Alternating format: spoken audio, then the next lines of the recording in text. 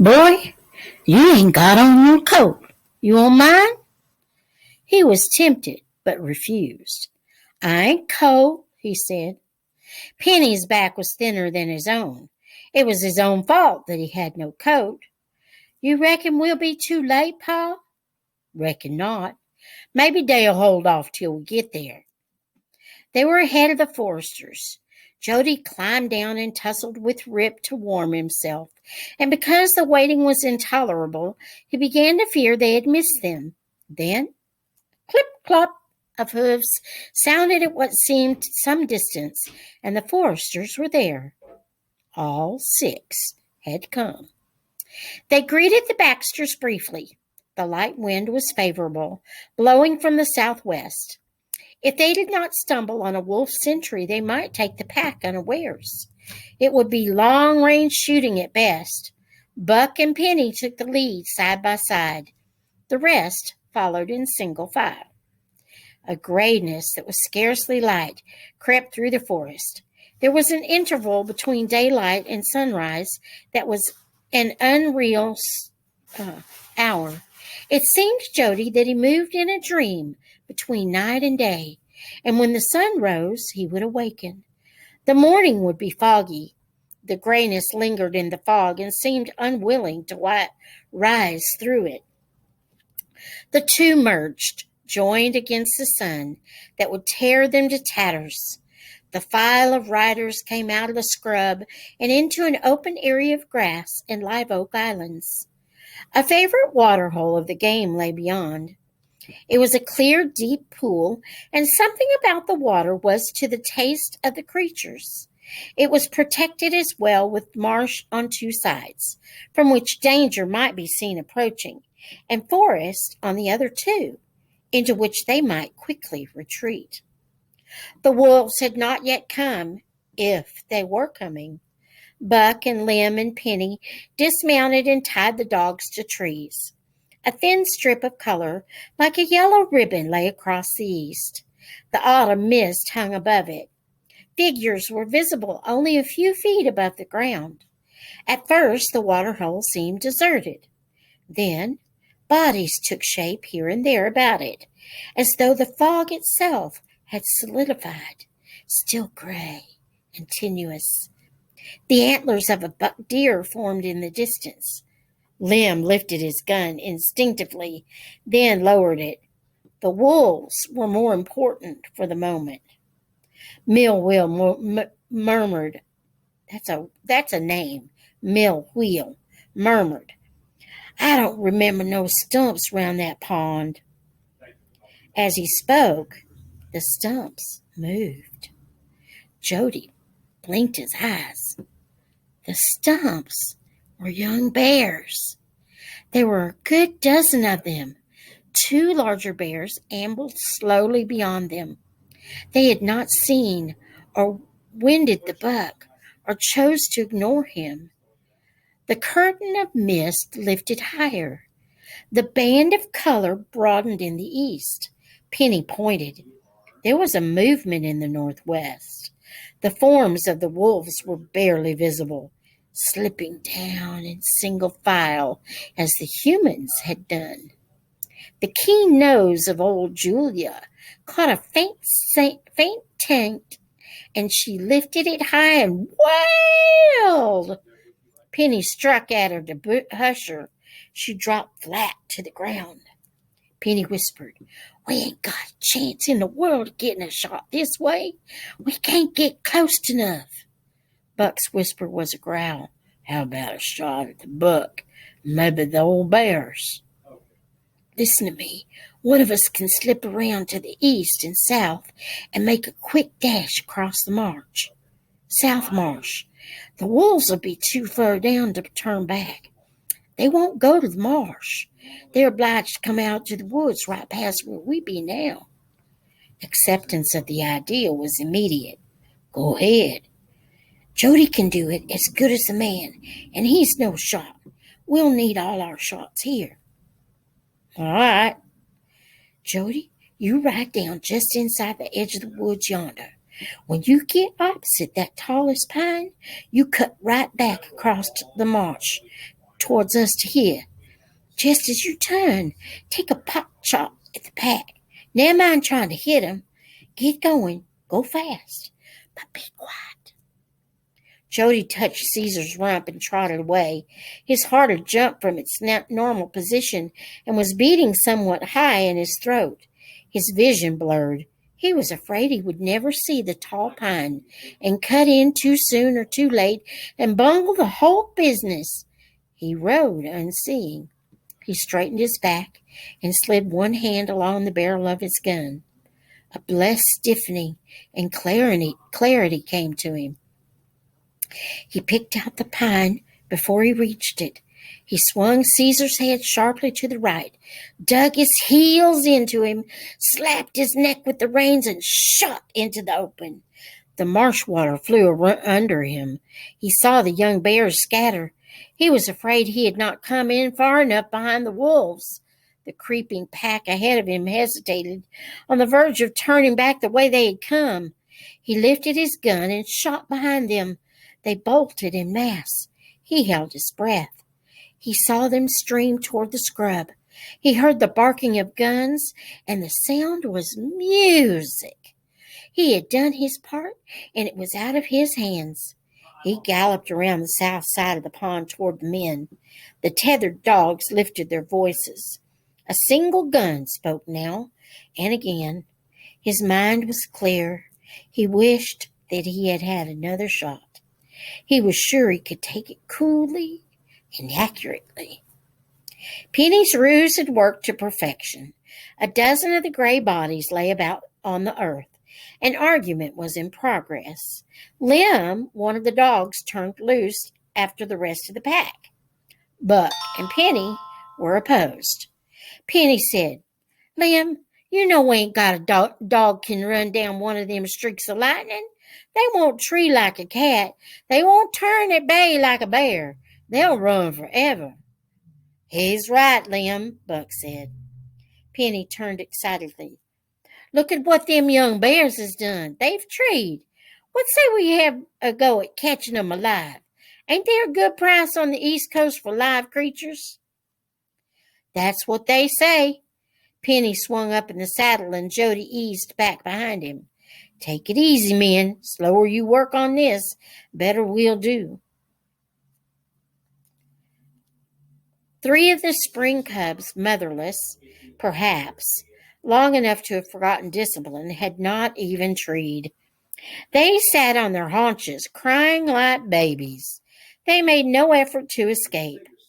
Penny tied the 3 together, and looped the end of the rope around a large pine. Some of the cubs had only climbed saplings. It was a simple matter to shake them out and tie them too. 2 others were high in a larger tree. Jody, as the lightest and nimblest, climbed after them. They climbed higher above him, then scrambled out on a limb. He edged along the limb. It was ticklish work to shake it without falling off himself. The limb cracked faintly. Penny shouted to him to wait. An oak limb was cut and trimmed and handed up. Jody slid down the tree until he could reach it and climb back. He poked it at the cubs. They clung as though they had grown into the limb. At last they dropped. He climbed down. The old bears and the buck had vanished with the first shot. 2 yearling bears showed too much fight to be taken alive. They were sleek and plump, and since both houses were in need of fresh meat, they were shot down for food. The take of the cubs was 10. Buck said, "Now, wouldn't thought a wing of love to see this. Now, I wished he was alive to see it." Jody said, "If I didn't have me flags already, I sure would carry one home." Penny said, And you hit both get barred out together. You and hit both get barred out together." Let me try that one more time. "You and hit both get barred out together." Jody went close and talked to the cubs.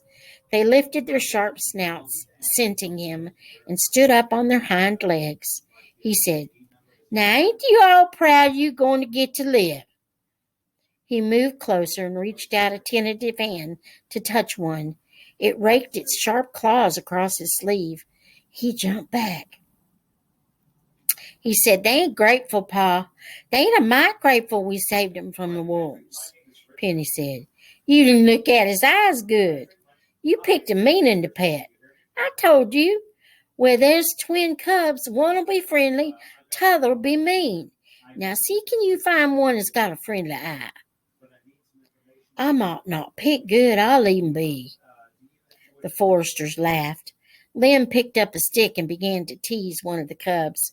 He poked it in the ribs to make it bite the stick. He knocked it over and it squealed in pain. Penny said, "Now kill the thing, Lem, if you're going to torment it." Lem turned angrily. "You have your say-so for your young'un. I'll do what I please." "Well, you're not tormenting nothing as long as I got breath to interfere." "You want the breath knocked out in you then, eh?" Buck said, "Leave off your meanness a little while, Lem." "You want to fight too?" The foresters took sides among themselves without rhyme or reason, but this time they all sided with Buck and Penny. They were good-natured from the kill and the catch. Lem glowered but put down his fists. It was agreed that Gabby and Millwell should stay and keep an eye on the cubs in case they chewed loose from their bindings, which ranged from Penny's rope to Buck's deer-hide bootlaces. The rest would return to Forester's Island for the wagon to fetch cubs. "Now, can we agree on where to carry him?" Penny said. "Me and Jody just as good to go on home. I got a little hunting business of my own on the way." "You fixin' to run down that buck?" Lem asked suspiciously. "If you got to know my business, I'm fixin' to go on to Juniper Spring and shoot me a gator. I need grease for my boots, and I want to smoke me the tail for meat for my dogs. Now you satisfied?" Lem did not answer. Penny turned to Buck. "Don't you reckon St. Augustine's the best place to sell them cubs?" "Well, if the price ain't right, it'd be worth a try to go on to Jacksonville." "Jacksonville," Lem said. "I got some business there myself." "I got a gal in Jacksonville," Millswell said, "but I got no business there." "If she's the one who got married," Buck said, "you're sure as devil not got no business there."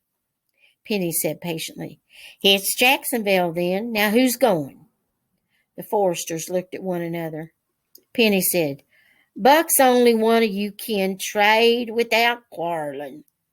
Lem said, "The wagon don't go without me." "That's Buck and Lem then. Now you want I should go? Ain't room for but 3 on the seat." They were silent. Millwell said at last, "You got high shares in the cubs, Penny, but I sure do crave to go.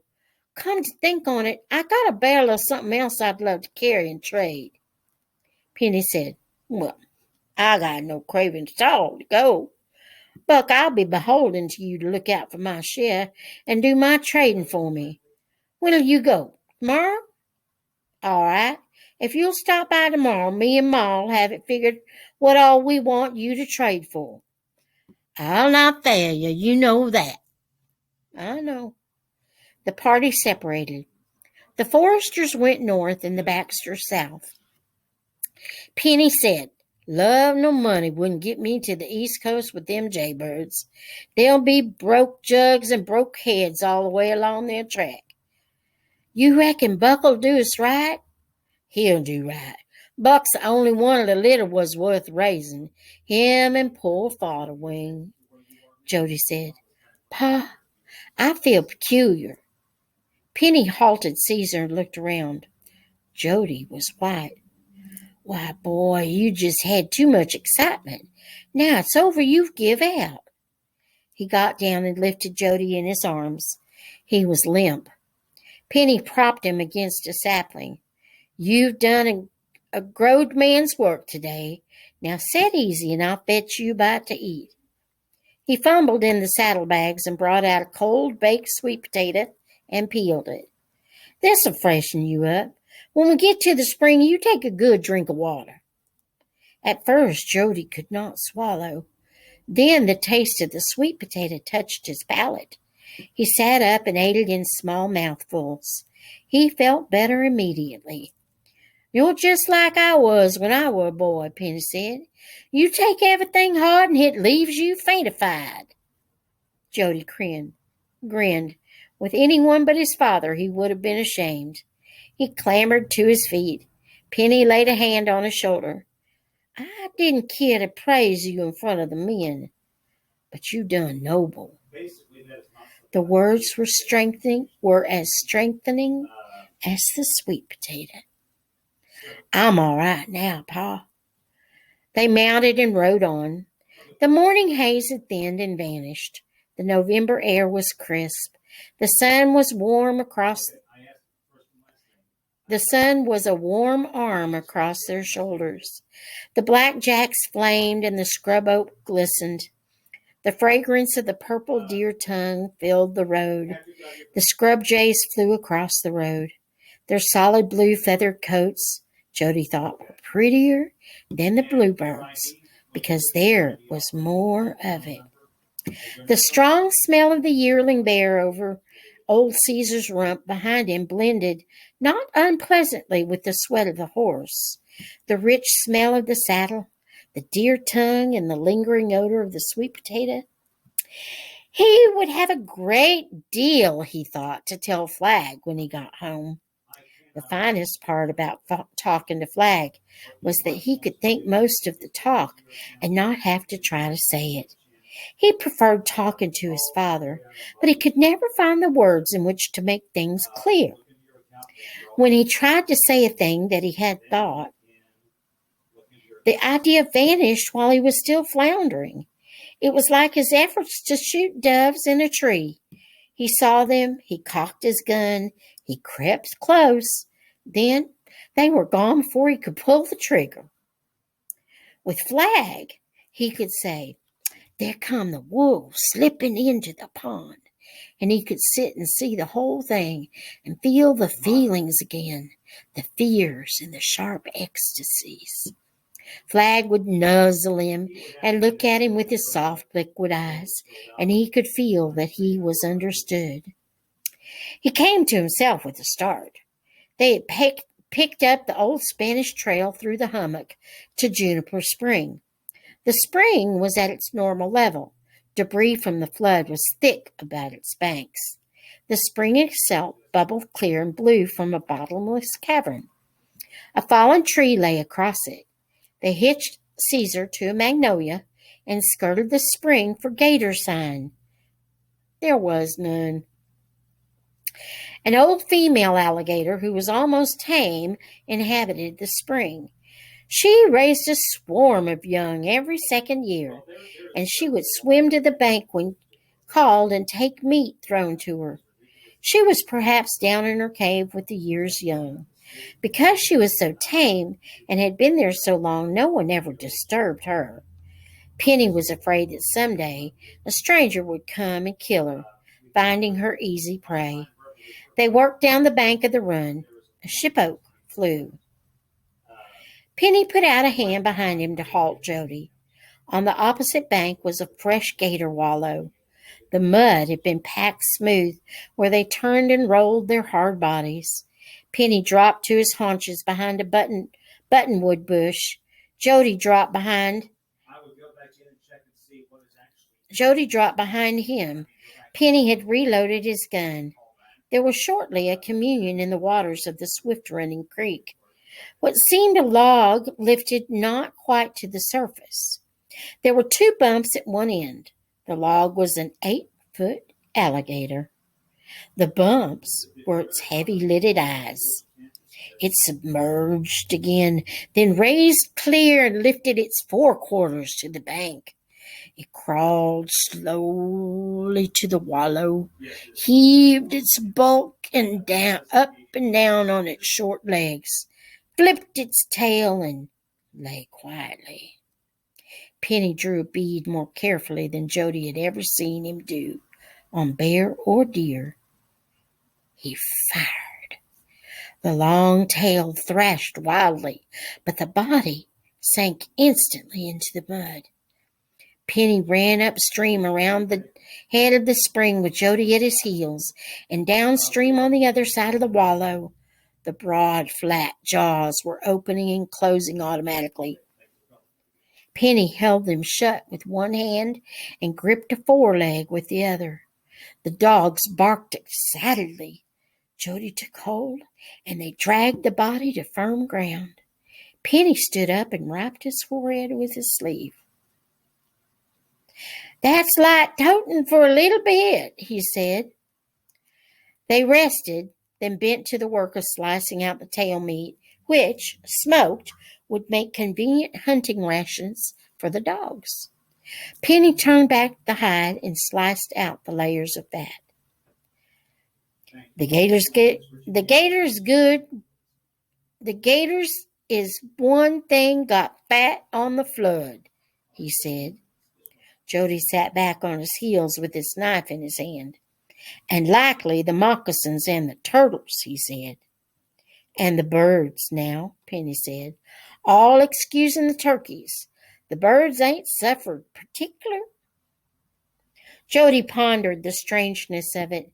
The creatures of the water and the creatures of the air had survived. Only the things whose home was the solid land itself had perished, trapped between the alien elements of wind and water. The thought was one of those that stirred him, and that he could never bring to earth to share with his father. It moved now across his mind like a remnant of the morning's haze. He returned to the fat of the alligator. The dogs were not tempted by the gator's flesh, just as frogs were not to their taste, or coots or ducks that fed on fishy matters.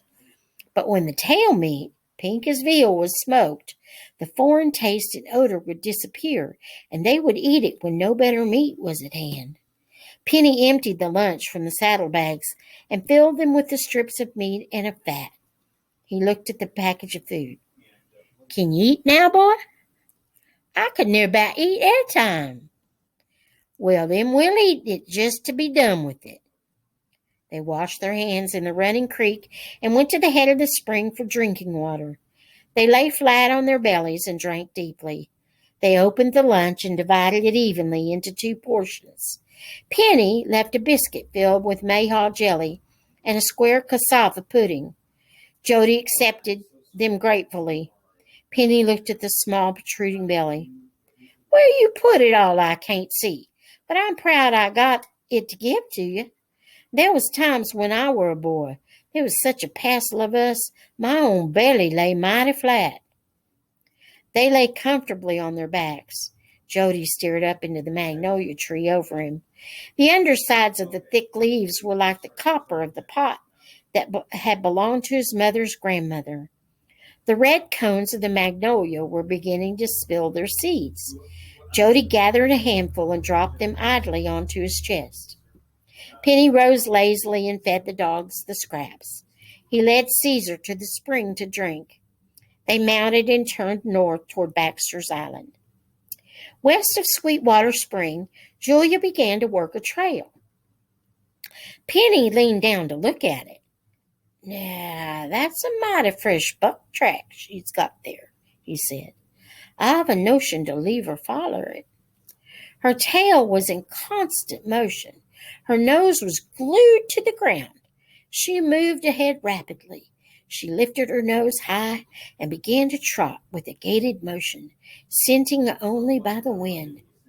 "He must have cut in right ahead of us here," Penny said. The trail kept to the road for several hundred yards, then turned to the right.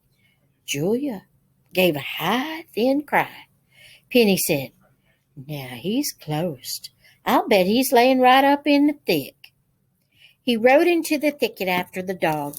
She bayed, and a buck swayed to its knees and leaped to its feet. The buck was in full antlers. Instead of rushing away in flight, he charged headlong at the dog. The reason was instantly plain. A doe lifted her smooth, unhorned head behind him. Because of the interruption of the flood, the deer were late with their mating. The buck was courting and ready for a fight. Penny held his fire, as he did often when a thing was strange. Old Julia and Rip were as amazed as he. They were fearless with bear and panther and wildcat, but here they had expected the game to run. They retreated. The buck pawed the earth like a bull and shook his antlers. Julia gathered her wits and jumped for his throat. He caught her on his horns and tossed her into the bushes. Jody saw the doe wheel and bolt away. Julia was unhurt and came back for action. Rip was at the buck's heels. The buck charged again, then stood at bay with lowered antlers. Penny said, "I'm sure sorry, old fella," and fired. The buck dropped, kicked a moment, and lay still. Julia lifted her hound's voice in a howl of triumph. Penny said, "I hated to do that." The buck was large and fine, well fattened on acorn mast and palmetto berries. His red coat of summer, however, was already shabby. It had turned to the winter's grayness, the color of the Spanish moss, or the lichens that grew on the north side of the pine trees. "A month from now," Penny said, "what with running all over the scrub courting, he'd have been poor and his meat stringy." He stood beaming. "Now ain't this our day, boy? Ain't this just our day?" They dressed the buck. Penny said, "I mistrust kin old Caesar tote all we got." "I'll walk, Pa. Do the buck weigh more'n me?" "As many stone again. We both best walk." Caesar accepted his load patiently. He seemed to have no fear of the yearling bear, as he had of the large one. Penny walked ahead, leading him. Jody felt as fresh as though the day were only beginning. He ran in front. The dogs trailed behind. It was not much after noon when they reached the clearing. Ma Baxter was not expecting them so soon. She heard them and came to the gate to meet them. She shaded her eyes against the sun. Her heavy face lightened at the sight of the game. "I don't mind staying alone when you all come home with such as that," she called. Jody broke into a babble of talk. His mother only half listened, concerned with the quality of the meat of buck and bear. He left her and slipped into the shed to Flag. There was not time to sit and talk. He let Flag smell his hands and shirt and breeches. "That's bear smell," he told him. "You run like lightning do you ever smell it closed. And that's wolf. Since the flood, they're worser'n the bear. But we sure cleaned 'em out this morning. There's 3-4 left, and you run from them. Now, t'other smell is your kinfolks," he added with a horrified fascination. "Maybe your daddy." "No need to run from them. Yes, they is, too. A old buck'll kill a fawn or a yearling, Pa says, sometimes in rutting season. You just run from everything." Flag switched his white tail and stamped his feet and tossed his head. "Don't you say no to me. You listen to what I tell you." He untied him and took him outside. Penny was calling him to help with the carrying of the game to the back of the house. Flag bolted at scent of the bear, then returned to sniff cautiously from a distance, craning his slim neck. The skinning and cutting up of the meat took the rest of the afternoon. Dinner had not been cooked. They were not hungry, and Ma Baxter waited and cooked the big hot meal an hour ahead of the usual supper time. Penny and Jody ate ravenously at first, but were suddenly so tired that the appetite left them when they were half through. Jody left the table to go to Flag. The sun was only now setting. His back ached and his eyes grew heavy. He whistled Flag in. He had wanted to listen to his mother's and father's talk about the trading and to decide what he wanted from Jacksonville for his special portion. But his eyes would not stay open. He stumbled into bed and was instantly asleep. Penny and Ma Baxter spent the evening discussing their most urgent needs for the winter. Ma Baxter drew up a list, at last a list, carefully written in pencil on ruled paper. A boat, good wool for hunting jeans for Mr. B and Jody. A half boat, purdy blue and white check gingham for Mrs. B, now real purdy blue. A boat domestic, a sack coffee beans, a barrel flour, a axe head, sack salt, 2 LB sody, 2 sticks lead for shot, buckshot 4 LB, some more shell cases, Mr. B's gun, 1 LB powder for shells, homespun 6 yard, hickory shirting 4 yard, Osnaburg 6 yard, brogan shoes, Jody, 1/2 quire paper, 1 box button, pantaloon, 1 paper shirt buttons, 1 bottle castor oil, 50 cents, 1 box worm candy, 1 box liver pills, 1 pain curer, 1 vial laudanum, 1 D.O. camphor, 1 D.O. paregoric, 1 D.O. lemon, 1 D.O. peppermint. Now, if enough money left, 2 yard black alpaca. The Foresters stopped the next morning on their way. Jody ran out to meet them, and Penny and Ma Baxter followed. Buck and Millwheel and Lem were crowded together on the wagon seat. The wagon body behind them was filled with a quarreling, wrestling, whining tangle of shiny black fur, shot through with flashes of small teeth and claws and pairs of bright, beady black eyes. Their individual ropes and chains were hopelessly tangled. A barrel of moonshine whiskey stood in the middle. 1 cub with a longer chain had climbed to its top and sat loftily above the tumult. Jody jumped up on a wagon wheel to peer in.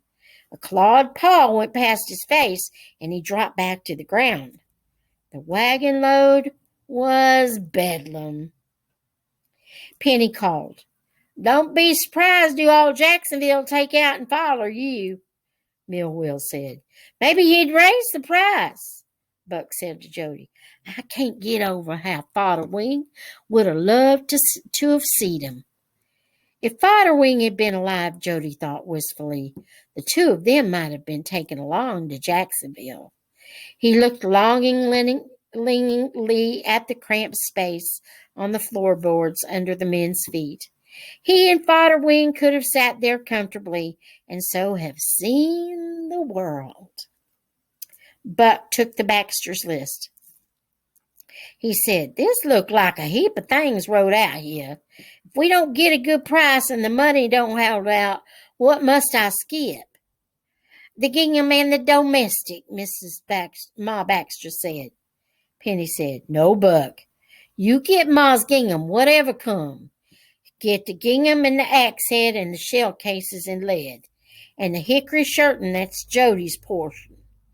"Blue and white," Jody called, "all mingledy, Buck, like a joint snake." Buck shouted, "Well, if ain't money enough, we'll stop and catch some more bears." He slapped the reins over the backs of the horses. Ma Baxter shrilled after him, "The wool cloth's the worst needed." Lem said, "Stop this wagon. You see what I see?" He jerked his thumb at the deer hide stretched on the smokehouse wall. He jumped down from the wagon seat and opened the gate and walked along with long, rangy strides to the smokehouse. He turned aside, searching. He discovered the antlers drying on a nail. He walked deliberately to Penny and knocked him against the smokehouse wall. Penny went white. Buck and Millwheel came hurrying. Ma Baxter turned and ran into the house for Penny's gun. Lem said. That'll learn you to lie to me and slip off that way. Wasn't going to go after the buck, eh?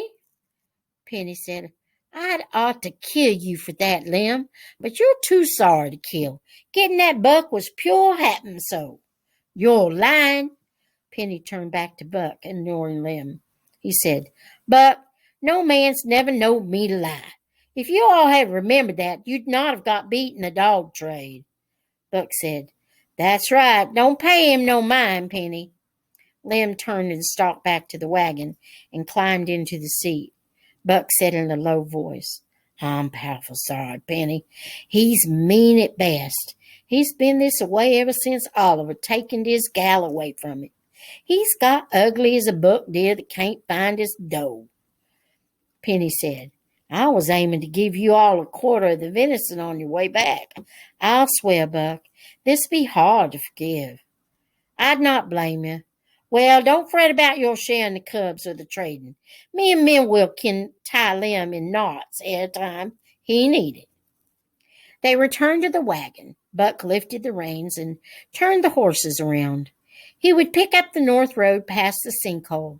It would take them through Hopkins Prairie, past Salt Springs, and so north to Palatka, where they would cross the river and perhaps spend the night before proceeding. Jody and Penny watched after the wagon, and Ma Baxter, peering from the door, set down the gun. Penny went into the house and sat down. Ma Baxter said, Why'd you take it from him?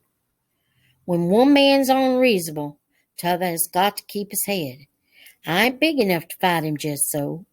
All I could have done was have taken the gun and shot him. When I kill a man, it'll be for something more serious than an ignorant man's madness. He was plainly unhappy. Now I would love to live peaceable, he said. To Jody's surprise, his mother said, I reckon you done the right thing. Don't sit studying about it no more. He could not quite understand either of them. He was filled with resentment at Lem and with disappointment that his father had let him go unpunished. He was confused by his own feelings, just as he had changed his allegiance from Oliver to the Foresters. Lem betrayed his father. He finally solved it in his mind by deciding to hate Lem, but to continue to like the others, especially Buck. The hate and the unfriendliness were of equal satisfaction. There was nothing in particular to be done on the way of work, and he spent the morning helping his mother peel pomegranates and string the peelings to dry. They were the best remedies, she said, for dysentery. He ate so many pomegranates that she was afraid he would need the remedy before it was ready. He liked to bite the transparent crispness from around the seeds. And that is the end of Chapter 4 of The Yearling. I would like to remind you that I do have a Patreon account if you are interested in supporting this channel. The address is patreon.com/Ms. Tudor, MIZTUTOR.